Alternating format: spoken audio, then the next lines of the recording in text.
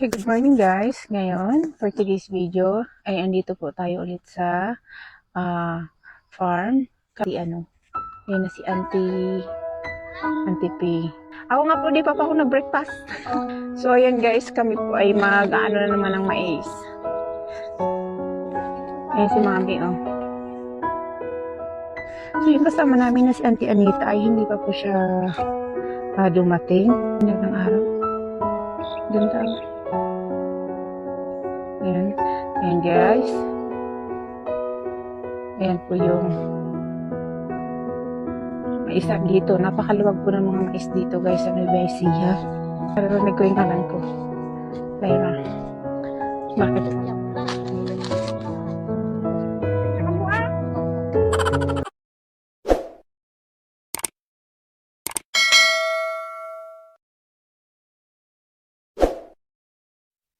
Okay, good morning guys. Ngayon, for today's video, ay andito po tayo ulit sa farm. Kami po ay magtutudtod ulit ng mais. Yan nga po, kasama ko nga po sila Mami at saka ayan na si Auntie ayan na si Auntie P. Ayan siya guys. Ayan na, paparating na isa namin kasama. Ayan. Ayan. Ay, katapos lang po kumain. Ako nga po, di pa ako nag-breakfast.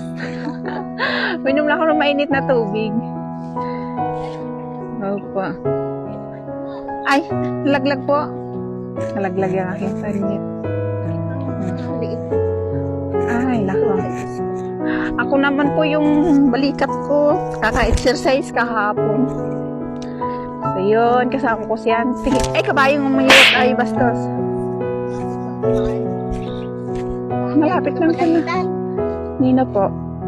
Asawa ko?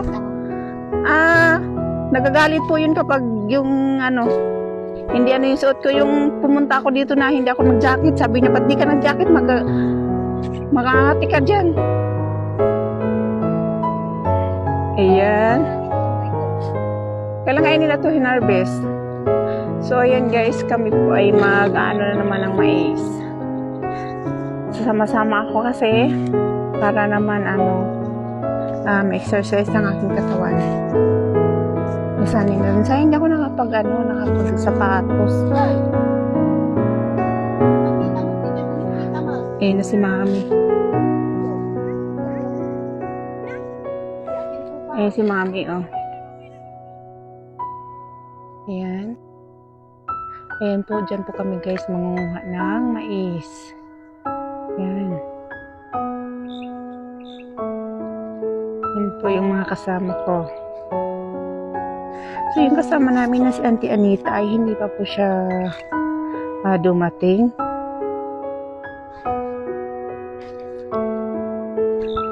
Baka naligit lang. Baka mamaya sasama. Pupunta rin yan siya dito. Ang sinag ng araw. Ganda. Ayan. So, nung nakaraan guys, hindi kasi ako nag-jacket. Oo, yun na, jacket nga. Nangangati ako. Kaya ngayon, subukan ko ng mga gano'n ng jacket. Ang layo na ng napadpada nila. Malayo na sila. Ayan guys. Ayan po yung mais dito. Napakaluwag po ng mga mais dito guys sa Nueva Ecija. Tsaka ang sisipag ng mga tao dito.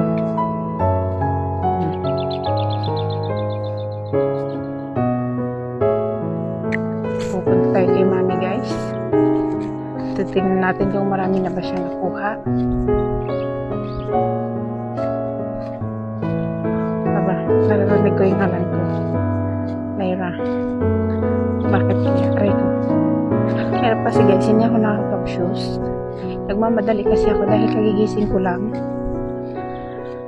Mga 5:50 na yata ako nagising eh. Kasi nagising ako ng maaga, kaya nakatulog ako ulit. I-double ko yung tulog ko.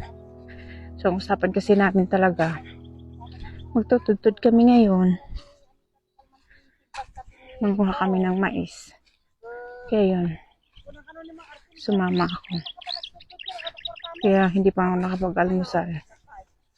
Ay, meron mais. Ang awa nun. Mia! Kasi nagkakwartam kung kuna na ka na. Sabali aso kini Mario ka. Aso sinang nga bin eh. May ka. Tagtulag ko maya pula. Nandiyan ka mo ah. Madamdama, dakan ka lang di mais. Ito nung makuha atak ni Jonathan. Dagasundan. Ayun ang natimbangan niya. Ayun guys, ang ganda ng paligid. Ah, natimbang mutan ko na. Diyan. At hindi po kayo. Kuha tayo. Tingin ka, malungay ka. Kaya huwag mag-agawin. Ayan, nag-uusap ang dalawang Ilocano guys. Hindi kayo, gatang natin ka na. Doon, adi, puro alawat na dito na. Ito ko aring kulaan. Kaya no, dumari tayo kumay. Di ko sa... Huwag pati ka doon. Agawin siya. Sa inyo, may kailan yan na-harvest? Ito? Oo. Hindi ko nga alam kung kailan ito. Oo. Luwag pa naman. Ayan po yung maisa nila, mami. Oh. Ayan o. Punta doon. Yun sa kabila naman. Pala yan. Hinarvest na nila nung nakaraang buwan. So, bali itong mais. Yan. Hindi pa alam nila kung kailan nila harvest. Hanap pa siguro ng buyer na mas mahal bumili. So, ngayon dito muna kami nang kunga sa kabilang maisan kasi ito hinarvest ng harvester, so marami rin naiiwan, kaya yun yung pinupulot namin yung mga ano. Mia! Yan, pa tayo guys ng ano, mais. Yan, sinag ng araw. Medyo mainit na. Iwanan ko yung matatanda doon. Bahala kayo sumunod.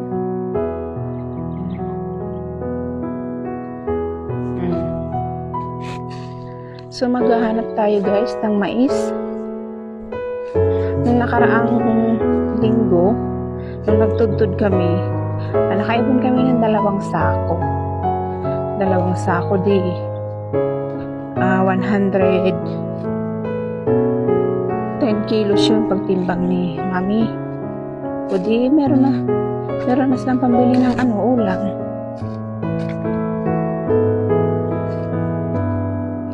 Kaysa naman sa mag-istambay lang sa bahay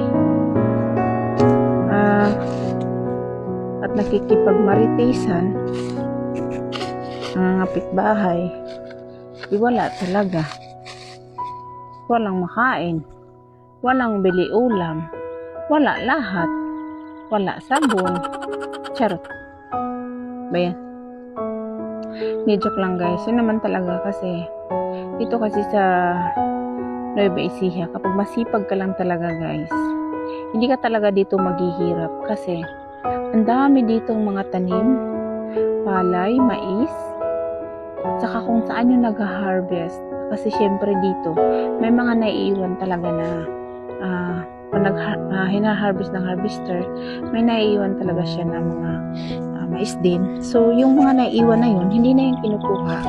So, kami naman na syempre, sayang din naman kapag hindi kunin. Isa pa yun, pagkakakitaan, pagkakaperahan. So, ang ginagawa namin, pinupulot namin para naman mapakinabangan din. Diba?